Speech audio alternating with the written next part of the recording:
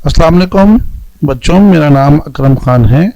मैं अनीस हुसैन में course coordinator और कैरियर काउंसलर की जिम्मेदारी निभा रहा हूँ। बेटा, जो हमारे मेडिकल के स्टूडेंट्स होते हैं उनके ऊपर पढ़ाई का प्रेशर तो होता है, लेकिन साथ साथ जो फॉर्म सबमिशन के प्रॉब्लम्स होती हैं और बाकी और भी प्रॉब्लम्स जो पूरे इस प्रोसेस में झेलते हैं वो कुछ इतनी ज़्यादा होती हैं कि उसकी वजह से उनकी पढ़ाई भी डिस्टर्ब होती है। तो मेरी हमेशा कोशिश रही कि बच्चों को सपोर्ट में मैं उनके खड़ा रहूं और हर चीज़ जो कि रिक्वायर्ड है उनको गाय बगाए बताता रहूं। और आज ये वीडियो का मकसद भी ये जो रजिस्ट्रेशन फॉर्म आया है इसके हवाले से कंप्लीट इन्फॉर्मेशन आपको देना है। बेटा, रजिस्ट्रेशन पीएमडीसी ने अनाउंस किया था 17 से स्टार्ट होगी और 17 जुलाई से स्टार्ट होगी और 31 जुलाई तक चलेगी। लेकिन कुछ वेबसाइट के इश्यूज की वजह से ये रजिस्ट्रेशन 19 को स्टार्ट हुई और जब सुबह ये रजिस्ट्रेशन स्टार्ट हुई पीएमडीसी की वेबसाइट पे तो कुछ ही देर में ये रजिस्ट्रेशन डाउन हो गई और काफ़ी यूज़र्स चूँकि यूज़ कर रहे थे, पूरे पाकिस्तान से लोग वेबसाइट यूज़ कर रहे थे और फॉर्म भरने की कोशिश कर रहे थे, तो वो वेबसाइट पे फॉर्म ओपन नहीं हो रहा था।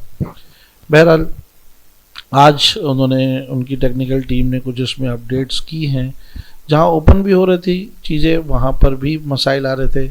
मिसाल के तौर पे पासवर्ड एक्सेप्ट नहीं हो रहा था जो बच्चे कल जिन्होंने करने की कोशिश की, या फ़ी जहाँ पर दिखाई जा रही थी तो वहाँ पर इंटरनेशनल स्टूडेंट्स की फ़ी वो दिखा रहे थे 30,000 या 28,000 या 26,000 इस तरह की, जो जबकि फ़ी जो है 6,000 है। और इस तरह के ग्लिचेस बहुत सारे कल देखने को मिले। वैसे तो ओपन ही नहीं हो रहा था, लेकिन जिनका ओपन भी हुआ उनको इस तरह की प्रॉब्लम्स का सामना करना पड़ा। मेरा मशवरा यही है कि आप अभी भी 1-2 दिन थोड़ा वेट कर लें, जल्दबाजी ना करें। किसी भी चीज़ में जल्दबाजी करने से कोई फ़ायदा नहीं है। ऑब्वियसली मैं ये भी नहीं कहूँगा कि बिल्कुल एंड पे जाके आप फॉर्म भरें, लेकिन बिल्कुल शुरू होते के साथ ही बग़ैर चीज़ों को समझे, बग़ैर कोई गाइडलाइन लिए किसी से और गलतियां करना और फिर परेशान होना और पढ़ाई को अपनी डिस्टर्ब करना, ये कोई अक्लमंदी नहीं है। अगर आपकी जल्दबाजी से आपका एडमिशन हो जाता है बेटा तो ज़रूर कीजिएगा, और या कोई आपको इनाम मिलता है तो ज़रूर कीजिएगा, लेकिन ऐसा तो नहीं है ना एडमिशन इस बेसिस पर मिलेगा ना ही कोई आपको इनाम इस बेसिस पर मिलेगा। तो वेट करें, चीज़ों को सेटल होने दें। 1-2 दिन में थोड़ा सा ट्रैफिक कम हो जाता है तो फिर बेहतर प्रोग्रेस होती है वेबसाइट की और यूँ समझे कि चीज़ें बेहतर होती हैं। तो एक तो ये कि मेरा मशवरा यही है कि 1-2 दिन वेट करके, यानी मैं कहूँगा मंडे ऑनवर्ड्स अब अपना फॉर्म भरिएगा। और एक और बड़ी इम्पोर्टेंट चीज़ ये कि फॉर्म सबमिशन की डेडलाइन भी बढ़ा दी गई है, 3 अगस्त कर दी गई है, क्योंकि ये 3 दिन ज़ाया हुए 17, 18, 19, तो उन्होंने इसको 3 दिन आगे बढ़ा दिए। तो आप परेशान होने की ज़रूरत नहीं है, आपके पास टाइम है, आप इजीली अपना फॉर्म भर सकते हैं। कोई बहुत ख़ास फॉर्म है नहीं, जो चंद छोटी मोटी चीज़ें वो मैं इंशाल्लाह आपको आज समझा देता हूँ। तो सबसे पहले स्टार्ट करते हैं गूगल से ही। आप यहाँ पर अपना PMDC सर्च कर लीजिए। PMDC Pakistan medical and dental council है। सर्च करते के साथ ही जब PMDC की वेबसाइट खुलती है तो इसको आप कैंसिल कर देते। देखिए यहाँ पर लिखा हुआ भी आ रहा है कि कल जो हाई डिमांड थी उसकी वजह से ये इसकी परफॉर्मेंस थोड़ी ख़राब हुई। बहरहाल ये एग्ज़ाम्स ऑनलाइन पे क्लिक हियर फॉर MD-CAT लिखा था, इसको क्लिक कर दीजिए। इसके साथ साथ हमने इसका डायरेक्ट लिंक अपने स्टूडेंट्स को ग्रुप में सर्कुलेट किया है, वो डायरेक्ट लिंक से भी ज्वाइन कर सकते हैं। कुछ भी करने से पहले सबसे इम्पोर्टेंट चीज़ ये कि आपका एक वैलिड ईमेल एड्रेस आपके पास मौजूद होना चाहिए। अगर नहीं है तो उसको बना लीजिए, कोई मतलब बड़ी चीज़ नहीं है। ये मत कीजिएगा कि भाई के ईमेल एड्रेस, बहन के ईमेल एड्रेस, फलां के ईमेल एड्रेस, दोस्त के ईमेल एड्रेस। ईमेल एड्रेस आपका होना चाहिए। अब आप बड़े हो चुके हैं, आगे भी आपके लिए बहुत बहुत बहुत ज़्यादा इम्पोर्टेंट है आपका ईमेल एड्रेस। तो ईमेल एड्रेस अगर वैलिड है जो आप यूज़ करते हैं तो वेल एंड गुड, नहीं है तो आप फ़ौरन से बना लीजिए। सारी की सारी करस्पॉन्डेंस जो है वो आपके ईमेल एड्रेस और आपके मोबाइल नंबर पे होगी, तो ये दोनों करेक्ट होना बहुत ज़रूरी है। मोबाइल नंबर के हवाले से भी एक बात याद रखिएगा कि आपका जो मोबाइल नंबर है वो कन्वर्टेड नहीं होना चाहिए, यानी कि एक कंपनी से दूसरी कंपनी पे जब नंबर लेकर आते हैं और नंबर सेम रहता है तो उन मोबाइल नंबर्स पे आमतौर पे एसएमएस डिलीवर नहीं होते।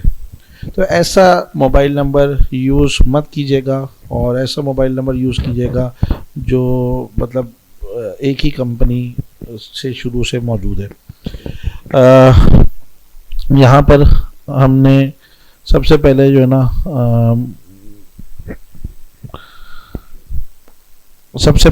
हम चूँकि ये बात अब यहाँ पर ये लॉगिन पेज है। अब ये लॉगिन पेज पे आने से पहले हमें अपने आप को अपना एक अकाउंट बनाना है। तो सबसे पहले आप देखिए नीचे यहाँ लिखा है don't have an account, sign up. तो सबसे पहले आप यहाँ पर चले आएंगे।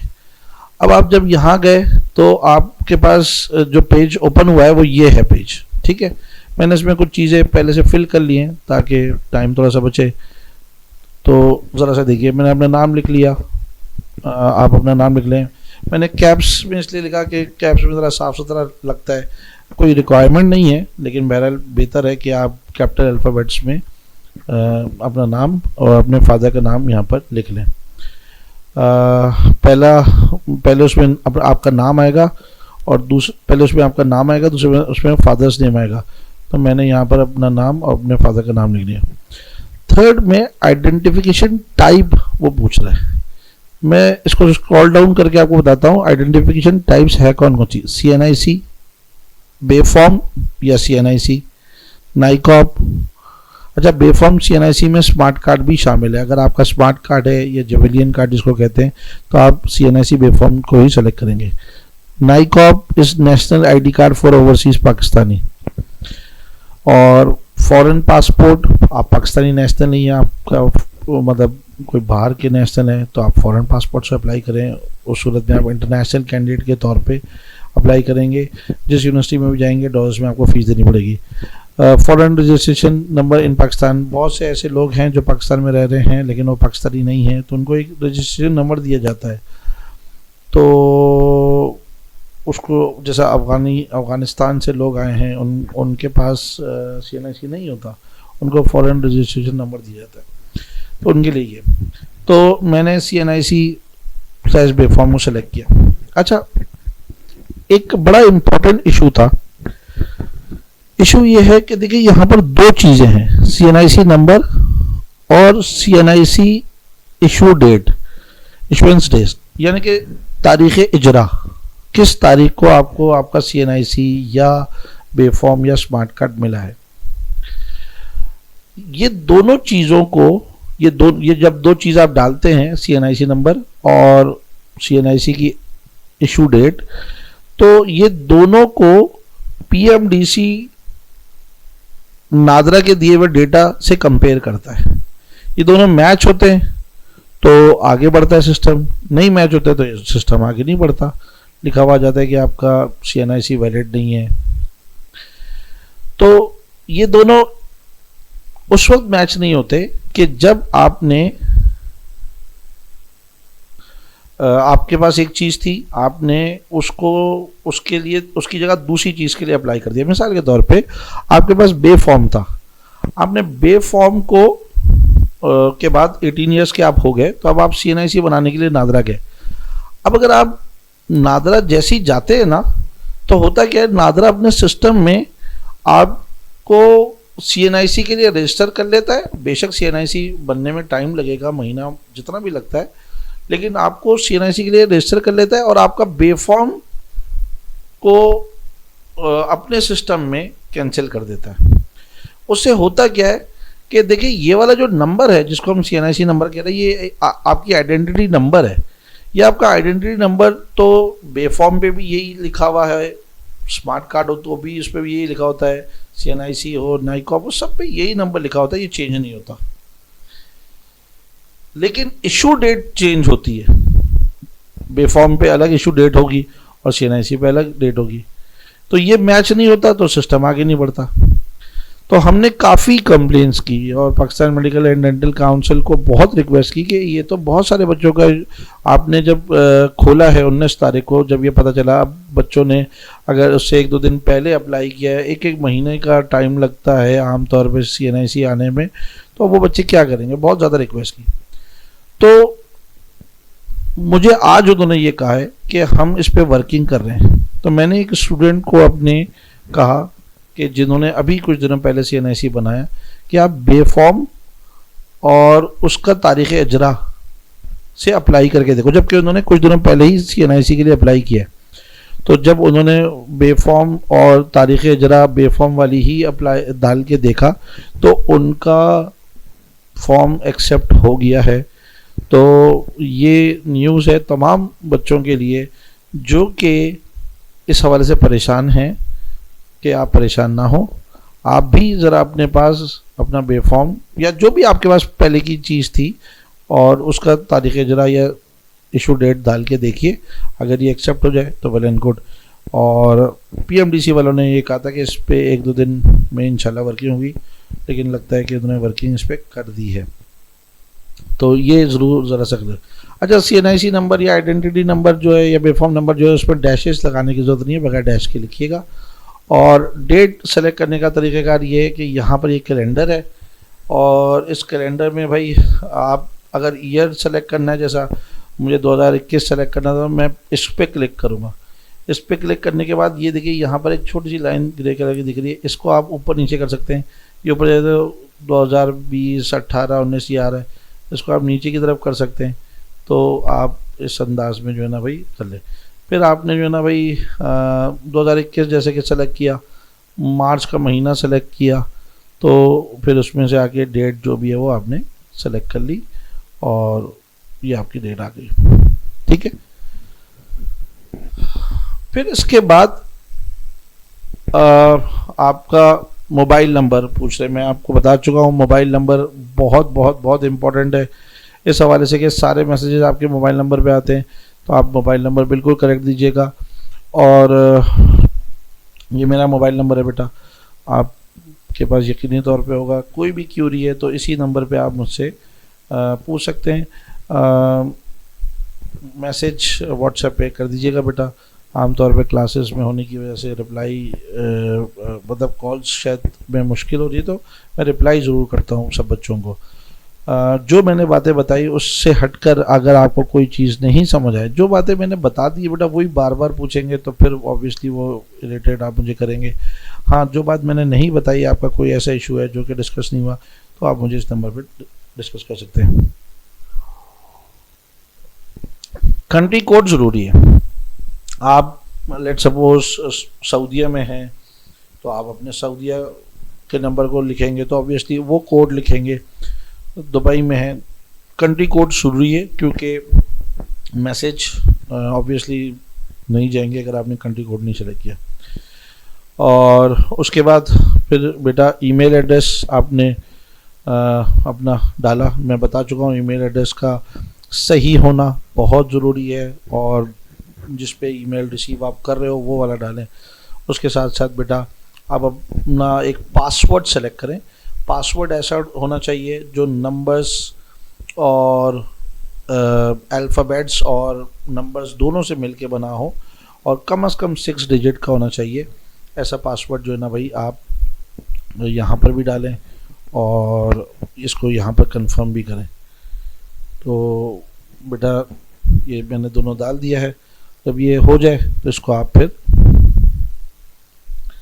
एक दफ़ा फिर से देखें तमाम चीज़ों को, और जब आपको लगे कि सब चीज़ें बिल्कुल करेक्ट हैं, मोबाइल नंबर करेक्ट है, फादर नेम, उसकी स्पेलिंग, आपका नाम, अच्छा आपका नाम, फादर नेम, आपकी जो मैट्रिक का मार्कशीट है, मैट्रिक का उसके मुताबिक आप इस पे लिखिएगा। तो जब या आपके जो भी सर्टिफिकेट्स हैं, अगर आप ए लेवल्स के हैं तो जनरल सर्टिफिकेट पे जो आपके नाम की स्पेलिंग है वही लिखिएगा। तो जब सब चीज़ें चेक हो जाए तो इसको आप साइन अप कर दीजिए। अच्छा, आप जैसे साइन अप करते हैं तो होता क्या है कि ये आपके पास यहाँ पर सेव कर, your account is created successfully, please click the link below to log in, thanks, ये आपके पास एक मैसेज आ जाता है। आपने यहाँ पर क्या किया, लॉग इन ईयर को किया और यहाँ पर अपना वही ईमेल एड्रेस, अपना वही पासवर्ड आप सेव कर लेंगे ना, तो वो खुद ही ईमेल एड्रेस पासवर्ड आया था, जो सेव वाला ऑप्शन आया था ना। और बस ये कि यहाँ पर अब आपने अपना CNIC दोबारा से डालना है और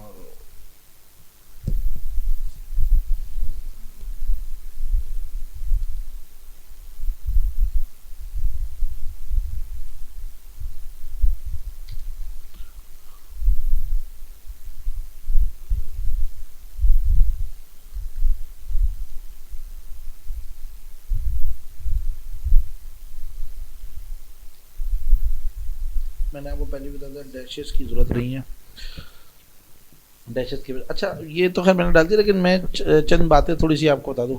आप लेट सपोज जो है ना, वैसे तो आप अपना ईमेल एड्रेस और अपना पासवर्ड लाजमी कहीं पर लिख लीजिए।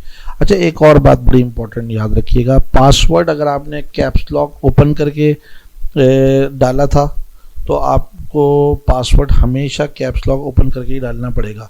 ये जो पासवर्ड आपने सेलेक्ट किया था ना यहाँ पर और यहाँ कंफर्म किया था, अगर ये कैपिटल अल्फ़ाबेट में किया था तो हमेशा कैपिटल ही डालना पड़ेगा, और अगर स्मॉल में किया था तो ये पासवर्ड बेटा कहीं पर किसी जगह डायरी पे लाजमी लिख लें, और नहीं लिखेंगे भूल जाएंगे तो मसला होगा। लेट सपोज आप पासवर्ड भूल गए तो आपने करना क्या होगा, आप फॉरगेट पासवर्ड पे क्लिक हियर करेंगे तो यहाँ पर देखिए लिखा हुआ है, if you already have an account with us but have forgotten your password please enter your email address. यहाँ पर आप अपना ईमेल एड्रेस डाल दें। जो ईमेल एड्रेस आप डाल के सेंड कोड करेंगे ना, तो आपको आपके ईमेल पर एक कोड भेजा जाएगा। वो कोड को यूज़ करते हुए आप लेकिन अच्छा एक बात बड़ी इंपॉर्टेंट यहाँ लिखी है, we will send you a one time use link, एक ही दफ़ा से उससे आप बस ओपन कर दें, will allow you to reset your password. उससे आप जो ना भाई वो जो लिंक भेजेंगे ना इस ईमेल पे, तो उस लिंक से आप पासवर्ड को जो ना भाई अपने रीसेट कर सकते हैं, लेकिन वो लिंक दोबारा यूज़ नहीं हो सकता। तो बस इस सब चीज़ों की ज़रूरत नहीं है, आप पासवर्ड को कहीं लिख लें तो वो इशू ही नहीं होगा। अच्छा ईमेल एड्रेस में अगर कोई मसला हुआ और उसको आप चेंज करना चाहते हैं तो फिर आपने यहाँ क्लिक करना होगा। देखिए अब इसमें आपने ईमेल एड्रेस को चेंज करने के लिए क्या करना है कि आइडेंटिफिकेशन टाइप पे गए, आपने CNIC या बे फॉर्म को सेलेक्ट किया था ना, CNIC, बे फॉर्म, स्मार्ट कार्ड सब इसमें शामिल है, ठीक है। और अपना जो है ना भाई CNIC नंबर जो था वो डाला आपने, लेट सपोज ये CNIC नंबर ये डाल दिया, और अपना जो पहले आपने ईमेल यूज़ की थी वो डाली और नई ईमेल जो थी वो डाली और अपडेट ईमेल कर दी, तो आपका ईमेल एड्रेस अपडेट हो जाएगा और फिर आप वही नया ईमेल से यूज़ कर सकेंगे। तो पासवर्ड भी चेंज किया जा सकता है, ईमेल एड्रेस भी चेंज किया जा सकता है।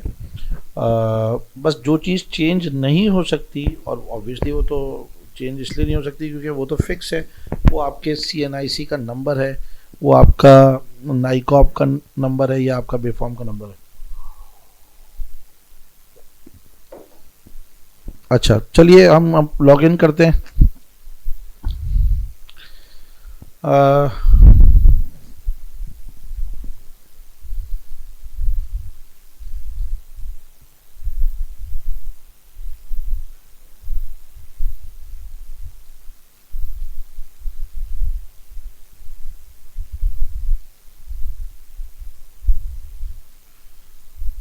जी, लॉगिन कर दिया। तो जैसे ही लॉगिन करेंगे बेटा उसमें आप यहाँ पर पहुँच जाएंगे। अच्छा, आप ये तो पेज पढ़ने से पहले ये देखिए, ये जो ऊपर वाला बटन है ना, इसके थ्रू वो ये जो लेफ्ट साइड पे था वो हट गया, वो वापस लाने के लिए इस बटन को यूं ओपन करेंगे। इसमें सबसे ऊपर चीज जो ना, अपडेट योर प्रोफाइल पे जाके अगर आपकी कोई स्पेलिंग में मिस्टेक आई नाम, तो वो आप यहाँ पर सही कर सकते हैं। फादर के नाम में या फादर की स्पेलिंग में कोई मसला है वो यहाँ सही कर सकते हैं। अपना मोबाइल नंबर में कोई इशू है तो वो यहाँ सही कर सकते हैं। अपने ईमेल एड्रेस में कोई प्रॉब्लम है तो वो यहाँ सही कर सकते हैं। आइडेंटिफिकेशन में CNIC में कोई प्रॉब्लम आ गई है कोड डिजिट में, तो वो यहाँ से ही कर सकते हैं और उसको यहाँ से अपडेट कर सकते हैं। ठीक है, तो हर चीज़ करेक्ट हो सकती है, हर चीज़ करेक्ट हो सकती है। चलिए स्टूडेंट्स रजिस्ट्रेशन पे यानी सेकंड नंबर पे आ जाते हैं। वहाँ पे आपका नाम तो जो था वही आपने आ गया, फादर नेम आ गया और आपकी कॉन्टेक्ट नंबर आ गया। डेट ऑफ बर्थ आप सेलेक्ट कर लीजिए। मैं आपको बता चुका हूँ कि इससे यूँ ऊपर आप जाएंगे तो आपके वो ईयर्स जो कि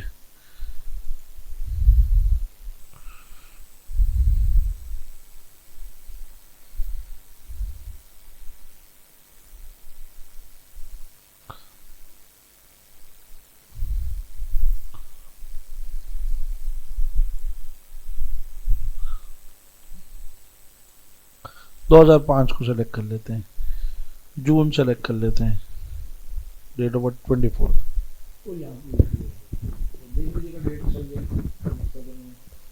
अपना जेंडर सेलेक्ट कर लीजिए बेटा, मेल फीमेल या कुछ और। CNIC नंबर तो ऑलरेडी लिखा हुआ आ जाएगा। इशू डेट दोबारा पूछेगा, दोबारा जो है ना इसमें आप लिख दीजिए अपने CNIC पे देख के वो जो आपने पहले लिखी थी।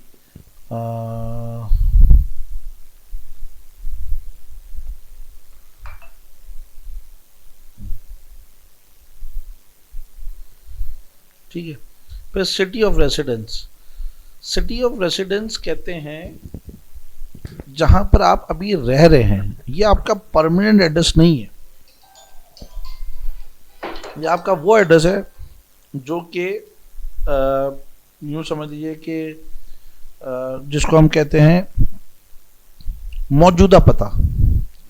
मौजूदा पता जहाँ पर अभी आप रह रहे हैं वो है। तो आपका जो शहर मौजूदा शहर है, आपका डोमिसाइल जहाँ का भी हो, मुस्तकिल पता जहाँ का भी हो, उससे कोई फर्क नहीं पड़ता। अभी आपका जो अभी आप जहाँ रह रहे हैं वो है सिटी ऑफ रेसिडेंस। आप आए नीचे, यहाँ पर कराची में उन्होंने डिवाइड किया हुआ है इसको डिस्ट्रिक्ट वाइज।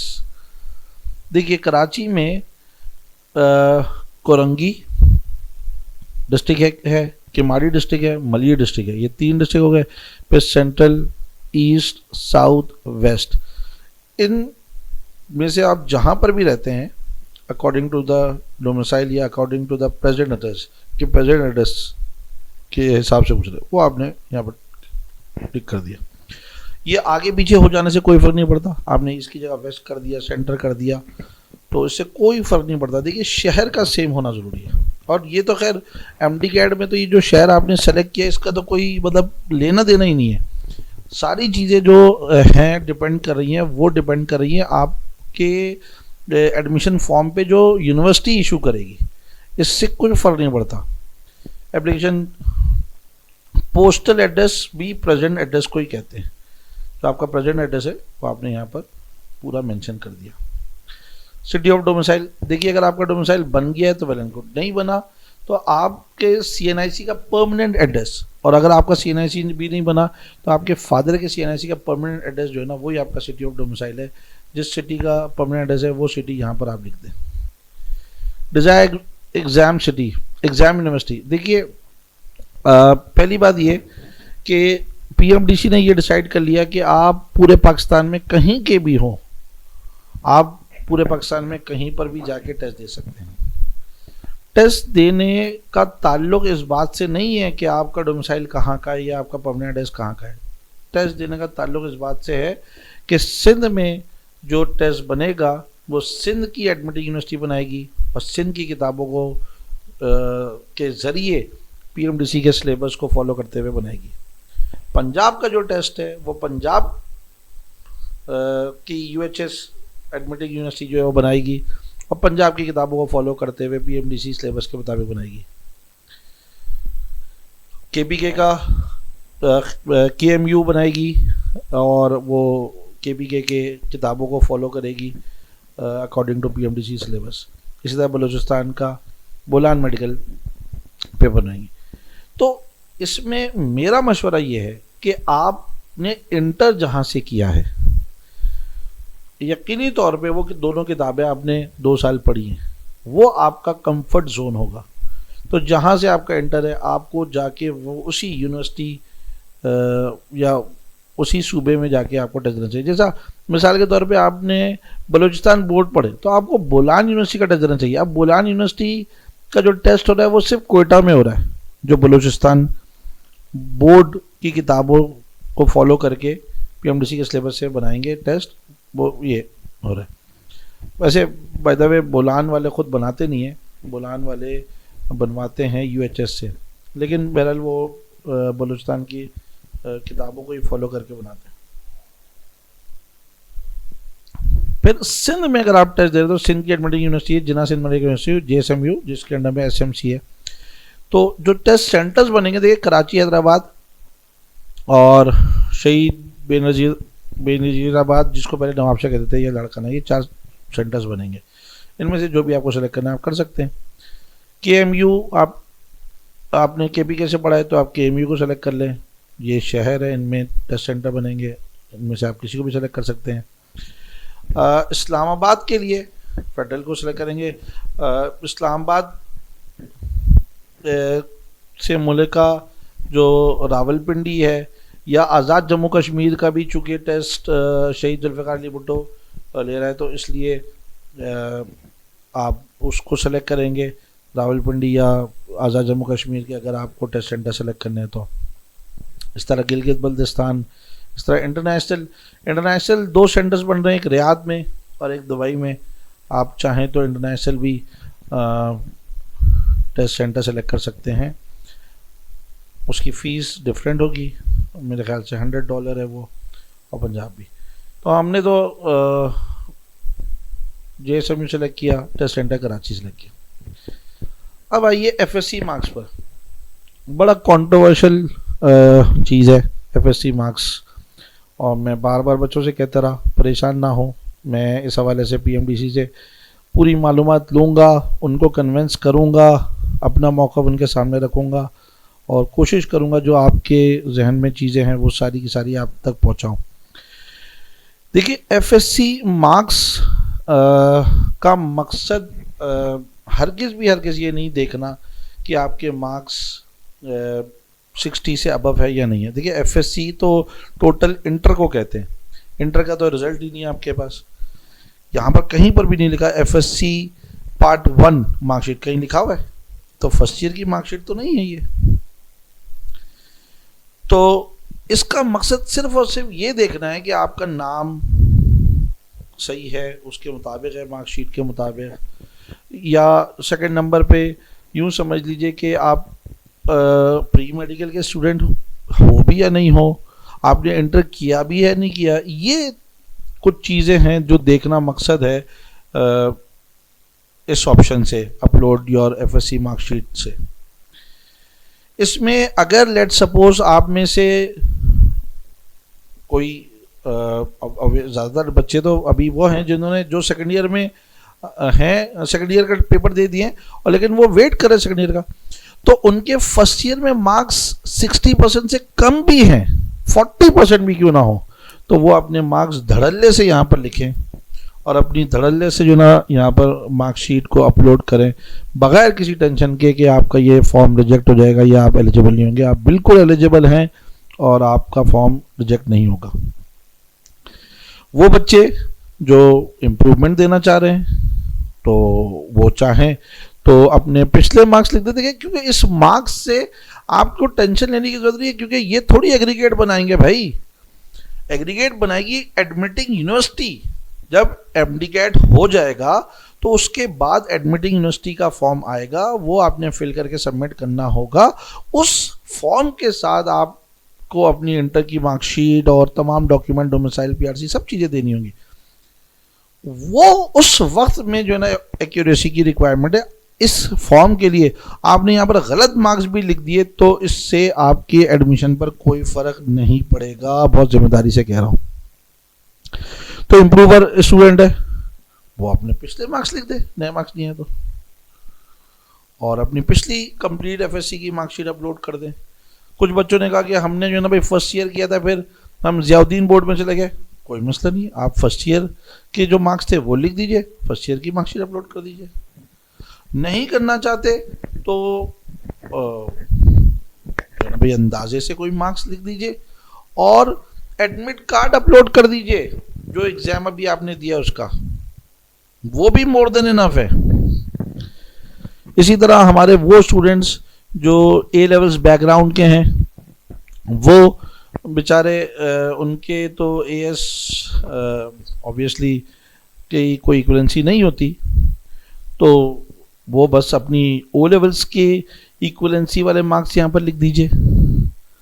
ओ लेवल्स की इक्वलेंसी के मार्क्स, ओ लेवल्स की इक्वलेंसी आप आईबीसीसी से जाके बनवाइए। आप यानी हाई स्कूल आपने किया है, कैनेडियन हाई स्कूल आपने किया है, अमेरिकन हाई स्कूल से आप हैं, या आईबी सिस्टम से हैं, या आप कैम्ब्रिज से हैं, एडेक्सेल से हैं, जो भी आपका बैकग्राउंड है, आप जो भी वो सिस्टम जो इंटरनेशनल सिस्टम है, वो तमाम सिस्टम जो कि अदर देन पाकिस्तानी सिस्टम है, उन सब के लिए कंपलसरी है कि वो अपनी इक्वलेंसी बनाए।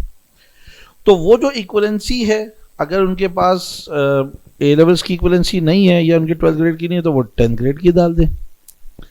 और अगर वो भी नहीं डाल सकते तो कोई मतलब इक्वलेंसी के मार्क्स डाल दें। और अगर नहीं वो भी डाल सकते तो खुद कैलकुलेट कर ले, आईबीसीसी की वेबसाइट पे उनके फॉर्मूले मौजूद है, उससे आप खुद कैलकुलेट कर सकते हैं। किसी भी बच्चे को ए लेवल्स की ओ लेवल्स की इक्वलेंसी कैलकुलेट करने में कोई प्रॉब्लम हो रही है, उसकी इक्वलेंसी बनने गई है, तो वो अपने ग्रेड सब्जेक्ट वाइज मुझे भी भेज सकता है, मैं उसको कैलकुलेट करके बता दूंगा। नहीं तो मैंने आपसे कहा ना, अपनी मर्जी से डाल दीजिए एफएससी के मार्क्स, आपको इसकी परेशानी की जरूरत नहीं कि ये गलत हो गए तो क्या होगा। और यहाँ पर अपना एडमिट कार्ड डाल दीजिए, वो नहीं है तो आईबीसीसी का सर्टिफिकेट डाल दीजिए, वो नहीं है तो स्कूल का कोई कार्ड, कोई सर्टिफिकेट जिससे साबित हो कि आपके पास प्री मेडिकल सब्जेक्ट्स थे, या स्कूल की मार्कशीट या कॉलेज की मार्कशीट, इनरोलमेंट कार्ड, जो भी है वो डाल दीजिए। तो इन दोनों चीज़ों से बिल्कुल परेशान होने की ज़रूरत नहीं है। इसका आपके टेस्ट पर, आपकी एलिजिबिलिटी पर, आपके यानी कि एडमिशन पर कोई इम्पैक्ट, कोई असर नहीं है। इसमें कुछ गलती भी हो गई तो कोई फ़र्क नहीं पड़ता, इसमें परेशान होने की ज़रूरत नहीं है। इसके बाद यहाँ पर आपने अपनी पिक्चर अपलोड करनी है। अच्छा देखिए, ये जो मार्कशीट है, और मैं यहाँ पर मार्क्स डाल रहा हूँ, लेट सपोज 800, 1100 में से लेट सपोज मैं एक इम्प्रूवर स्टूडेंट हूँ, मैंने 800 मार्क्स पिछले अपने डाल दिए, और मैंने अपनी इंटर की जो मार्कशीट थी वही उठा के डाल दी। मैंने आप पहले से अपने पास स्कैन करके, स्कैन की जगह तस्वीर बेहतर है ना लीजिएगा, वो थोड़ी सी ब्लर ब्लर होगी तो मसला हो जाएगा। स्कैन करके एक अपनी तस्वीर ब्लू बैकग्राउंड के साथ, और एक जो भी डॉक्यूमेंट है, फर्स्ट ईयर की मार्कशीट है, या इंटर की मार्कशीट है, या एडमिट कार्ड है, या कॉलेज का कार्ड है, वो उसकी जो है ना स्कैन करके अपने पास डेस्कटॉप पे सेव करके रखिएगा। आपने ये ओपन किया और जाके आपने मार्कशीट यहाँ पर अपलोड कर दी, ठीक है। फिर उसके बाद यहाँ पर आपको अपनी तस्वीर ब्लू बैकग्राउंड के साथ, बिल्कुल वाज़े चेहरा होना चाहिए, और ये दोनों चीज़ें जो है ना जेपीईजी फॉर्मेट में होनी चाहिए, और दोनों चीज़ें जो ना भाई 2 MB साइज से कम होनी चाहिए।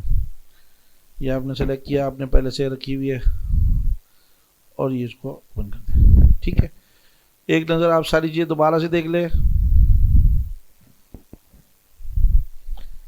फिर जब एक दफ़ा ये भर जाएगा ना, देखिए जब आपने ये सेव एंड प्रोसीड कर दिया ना, फिर अब आप इनमें से कोई चीज़ को करेक्ट नहीं कर सकेंगे। आपका नाम, city of domicile, father name, mobile number, ये सब चीज़ें अब अनएडिटेबल हो जाएंगी जब ये बटन जब जाएगा सेव एंड प्रोसीड। तो इसको आप एक दफ़ा नहीं 10 दफ़ा चेक करें, 1-2 दिन वेट कर लें बेशक, लेकिन जो ना चीज़ों को करेक्ट करके यहाँ पर डालें, क्योंकि ये फिर एडिट नहीं होगा। ये मैं बार बार कह रहा हूँ। फिर आपने save and proceed to payment किया, तो इस तरह का जो है ना भाई आपके पास एक पेज आएगा। इसमें आपका नाम, फादर नेम, अब आप यहाँ पर भी एक दफ़ा चेक कर लें, कॉन्टैक्ट डिटेल, आपकी तस्वीर, ठीक है, और ये सब चीज़ें आपकी आ जाएगी, आपकी मार्कशीट, ये सब चीज़ें आपकी इस पर आ जाएगी, ठीक है। तो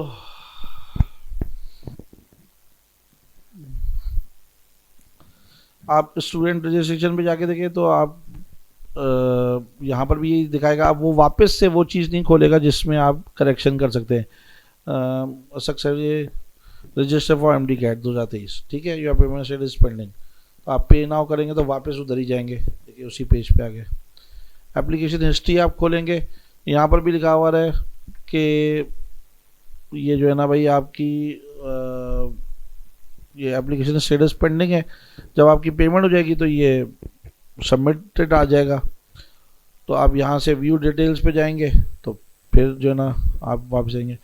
किसी भी वक्त आप चाहते हैं कि ना भाई मैं जहाँ एटलीस्ट जब आप जो ना भाई फॉर्म भर रहे थे, आप चाहते हैं कि नहीं भाई मैं थोड़ा सा अभी टाइम लूँ, चीज़ों को और देख लूँ, तो आप फ़ौरन से इसको लॉग आउट करेंगे। तो आप फिर जब लॉगिन करेंगे तो आप वहीं पर आएंगे। लेकिन जब आपने सेव एंड प्रोसीड कर दिया उसके बाद आप लॉग आउट करेंगे, तो जब भी आप लॉगिन करेंगे आप यहीं आएंगे, उस पेज पे नहीं आ सकते। ये चीज़ें अब आपकी फाइनल हो चुकी है, ये चीज़ अब चेंज नहीं होंगी। अच्छा, 2 ऑप्शन हैं पेमेंट के। डेबिट कार्ड, क्रेडिट कार्ड वाला ऑप्शन मैं रेकमेंड नहीं करता। देखिए मैं पिछले साल के तजुर्बे की बुनियाद पे कह रहा हूँ कि आम तौर पे वो पेमेंट जो है ना रिसीव उनको होते होते बहुत टाइम लग जाता है, आगे पीछे होती है, जिसकी वजह से वो बहुत ज़्यादा बच्चे परेशान होते हैं एज़ कम्पेयर टू चलान। चलान का जो ऑप्शन है वो ज़रा इजी है, और बस आपने करना क्या, इसको क्लिक किया और जनरेट चलान फॉर्म को क्लिक कर दिया। जैसे ही जनरेट चलान फॉर्म क्लिक करते हैं ना, तो ये जो ना चलान फॉर्म बेसिकली होता क्या है कि ये सेव हो जाता है आपके पास। आप जहाँ पर भी चाहे सेव करना चाहे सेव कर लें। सेव करके फिर इसका अगर आपके पास प्रिंटर है तो हाथ के हाथ प्रिंट आउट निकाल लें, और नहीं है तो इसको यूएसबी में लेके जहाँ पर भी प्रिंट निकल सकता है वहाँ पर जाके इसका प्रिंट आउट निकालना। देखिए इस तरह का ये चलान फॉर्म आएगा। अब आप ज़रा गौर करें। अच्छा, ये एमसीबी में जमा हुआ, किसी भी ब्रांच में जाके आप जमा कर सकते हैं। आपका नाम आ गया और एमडी कैट लिखा हो गया, आपका सीएनआईसी लिखा हुआ आ गया। जब ये इसका प्रिंट आउट निकालेंगे ना, तो आप हाथ से डिपॉजिटर नेम, यानी जो आप ये फीस डिपॉजिट करने जा रहे हैं, आप जा रहे हैं तो अपना नाम लिखें, फादर जा रहे हैं तो उनका नाम लिखें। जो भी डिपॉजिट करने, पैसे जमा करने जा रहे हैं, उसका सीएनआईसी नंबर, उसका कॉन्टैक्ट नंबर, और उस डेट जो डेट पे आप ये पेमेंट करने जा रहे हैं, और पेमेंट मोड उसको आप कैश लिख दीजिएगा यहाँ पे। गौरतलब बात है, ये डेट 5/8, देखिए पीएमसी ने जो डेट है वो 3 तारीख तक बढ़ाई है, लेकिन ये 5/8, यानी कि इसका मतलब ये कि पेमेंट अगर 3 तारीख से 1-2 दिन आगे भी हो जाए तो फर्क नहीं पड़ता। लेकिन बहरहाल आप इसको ऐसा नहीं कीजिएगा कि इतने दिन लगाएं, आप फ़ौरन से पेमेंट भी कर दीजिएगा। और ये तीनों आपने फिल करना है, और इसमें सिग्नेचर डिपॉजिटर जो भी डिपॉजिट करने जा रहा है वो अपना करेगा, ये कैश। जब आप ये फीस सबमिट करेंगे ना, तो फीस सबमिट करने के बाद आम तौर पे सिर्फ स्टूडेंट कॉपी आपको मिलती है, आम तौर पे एक सिर्फ हिस्सा आपको मिलेगा। लेकिन और पीएमडीसी की कॉपी पहुंचाना भी उनकी जिम्मेदारी है, और बैंक कॉपी तो वो खुद अपने पास रखेंगे। लेकिन वो आजकल चूंकि ऑनलाइन सिस्टम है, तो पीएमडीसी को वो अपनी ही कॉपी भेज देते हैं, ऑनलाइन कर देते हैं तस्वीर उसकी, तो वो फिर ये वाला हिस्सा भी आपको ही दे देते हैं। तो बहरहाल अगर ये दे भी दें तो आप संभाल के अपने पास रख लें आप, यानी कि इससे जो ना परेशान होने की ज़रूरत नहीं है कि इससे क्या करना है। संभाल के रख लीजिएगा एविडेंस के तौर पे। तो जब ये आप क्या कहते हैं कर देंगे, तो उसके कुछ दिनों बाद जब आप अपनी दोबारा से लॉगिन करके एप्लीकेशन हिस्ट्री पे आएंगे, तो ये पेंडिंग की जगह सबमिटेड लिखा हुआ आ जाएगा ऑटोमेटिकली। कोई ये फीचर ला के अपलोड नहीं करना, कुछ और नहीं करना, तो ये खुद ब खुद जो है ना भाई आपकी हो जाएगी। तो ये था मुकम्मल तरीक़ेकार। अच्छा, मैं ज़रा ईमेल दिखा दूं, जो मैंने ईमेल एड्रेस दिया था ना, उस ईमेल एड्रेस पे देखिए Pakistan medical and dental verification code PMDC student online MD-CAT 2023, ये एक ईमेल आई हुई है। Hello Mohammad Akram Khan, you are just one step away from your PMDC student online MD-CAT account, verify account. इसको वेरीफाई अकाउंट, जो आपकी मेल है ना, इसको वेरीफाई अकाउंट ज़रूर क्लिक कर दीजिएगा। जैसे ही वेरीफाई अकाउंट करेंगे तो ये account verification, your account is already verified, you can go to login page. तो मतलब ये पहले ही वैसे वेरीफाई हो चुका है, लेकिन एहतियातन ये मेल पे जो है ना, इसको भी ज़रूर क्लिक कर दीजिएगा। तो ये था पूरा तरीक़ेकार फॉर्म सबमिशन का। उम्मीद करता हूँ बेटा आपको, जब भी आप करें उसके बाद लॉग आउट ज़रूर कीजिएगा अपना फॉर्म, और क्योंकि उसमें लॉगिन मत रहने दीजिएगा, लॉग आउट कर दीजिएगा। तो उम्मीद करता हूँ बेटा आपको पूरा तरीक़ेकार समझ आया होगा। और फिर भी अगर कोई आपको क्यूरी है, जो कि मैंने अपनी वीडियो में कोशिश की है सारी क्यूरीज़ को डिस्कस करने की, लेकिन अगर डिस्कस होने से रह गई हो तो आप मुझे मेरे नंबर पे मैसेज करके पूछ सकते हैं। आप सबका बहुत शुक्रिया।